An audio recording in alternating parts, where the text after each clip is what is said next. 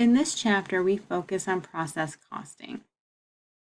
Process costing is difficult because you need to take all of your incomplete units that are partially done, convert those into equivalent units so that we can assign costs to both work in process and ending inventory. I'm going to walk you through how to do this in this easy 4-step process. If we break this down into these 4 steps, this is much more manageable. So let's take a look at how to do this. Step 1 is to compute that physical unit flow, which means we just need to make sure we're accounting for all of our units. And to do that, we take the information that is given, and we're just going to bring it down and kind of break it apart into the information that we need. So we start with our beginning balance. Again, given to us. We add in anything that was added into production, and that's going to tell us how many units we need to account for. We're going to go back to this number so that we make sure we've grabbed everything before we start converting it into costs.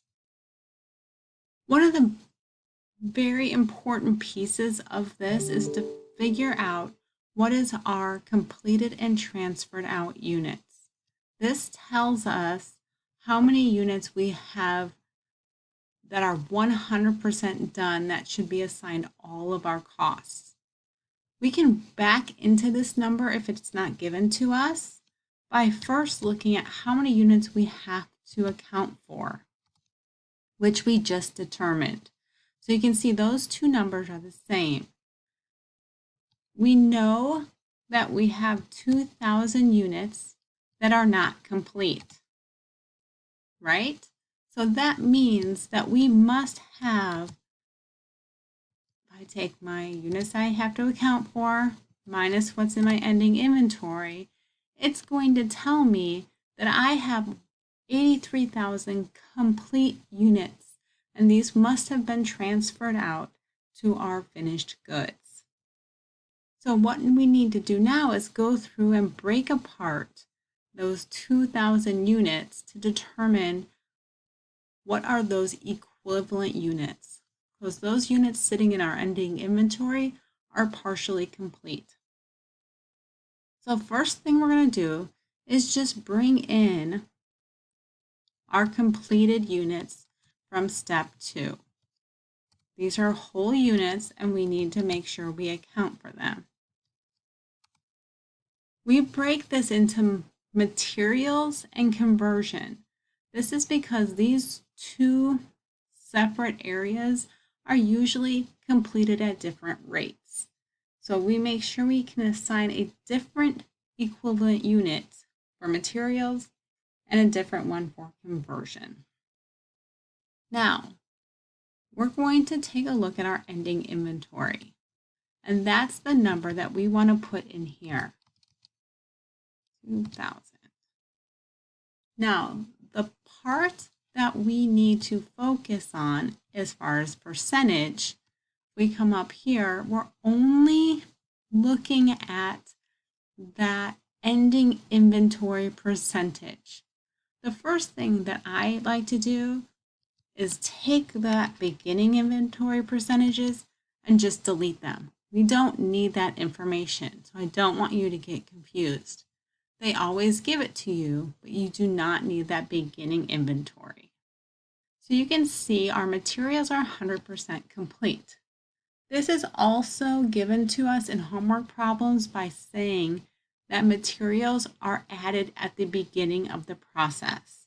If it says that, then they're 100% complete. And you can see conversion is 50%. So if I come down here to step 2, I can see that my ending inventory is 100% complete as far as materials, and those 2,000 units are 50% complete in regards to conversion costs. So I'm just going to multiply that out and put it in the right column. 2,000 times 50% is 1,000. And I'm going to add those numbers up to get to my equivalent units. And you will notice we will have a different amount for each of these. So now I'm on to step 3. Step 3 is determining that unit cost. So to do that, I have to bring in the costs. Usually these are broken out into what was in the beginning inventory and those costs that were added into production. They're going to be broken out by materials and conversion. So I'm just going to bring those numbers straight down. Usually these numbers are just given to you, so it's not an issue. You just need to bring them into the right area.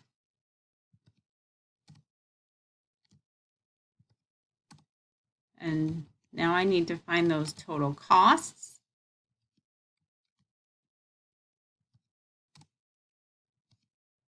By adding these numbers together.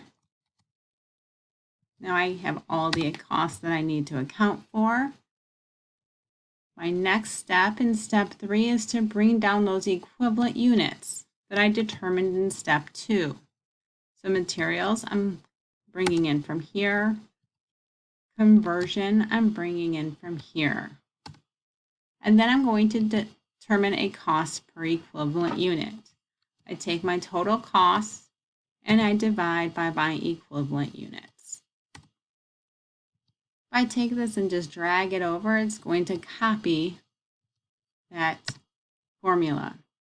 So I can see my cost per equivalent unit for materials is 2 and for conversion is 5. So now I can determine my total manufacturing cost per unit just by adding these numbers together. So if I need a total cost, it's going to be 7. But what I want to do is kind of break this out into my cost reconciliation. I want to take it and see how much cost was applied to my transferred out units and how much cost is applied to my ending inventory. So my total cost that I need to account for right here is going to come from adding in all 4 of these costs. If I add these up in Excel, if I highlight those, you can't see this, but on the bottom you'll see that sum of that figure, which is 590. I'm going to bring that here. And this is what I need to make sure that once I split everything apart, it still equals that number. So I'm going to take my completed units, which if I scroll up to step even 1, I can get that number. Those are complete units. Therefore, I can multiply that by my total cost per unit because they're 100% done. So my completed and transferred out units are going to equal 581,000.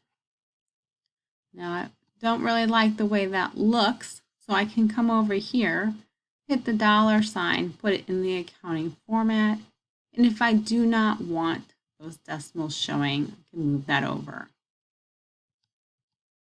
So this is my completed transfer out number. Now I need to focus on that ending inventory. Materials, you remember, my equivalent units were 2,000, but my conversion equivalent units were only 1,000. This is why I have to then multiply by my cost per equivalent unit based on materials or conversion. I can multiply that out. Multiply this one out, which I'm hoping we can all do that in our heads. And I will know that my ending inventory is equal to 9,000, these two combined.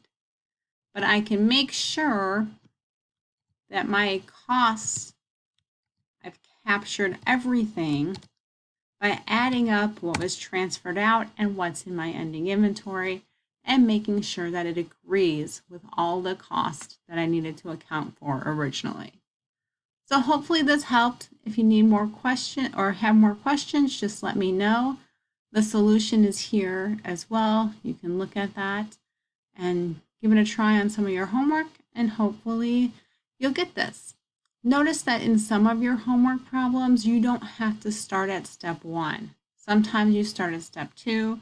Sometimes they even give you step 3 and they're just looking for step 4. So make sure you look at the information that is given and work with that. Thank you.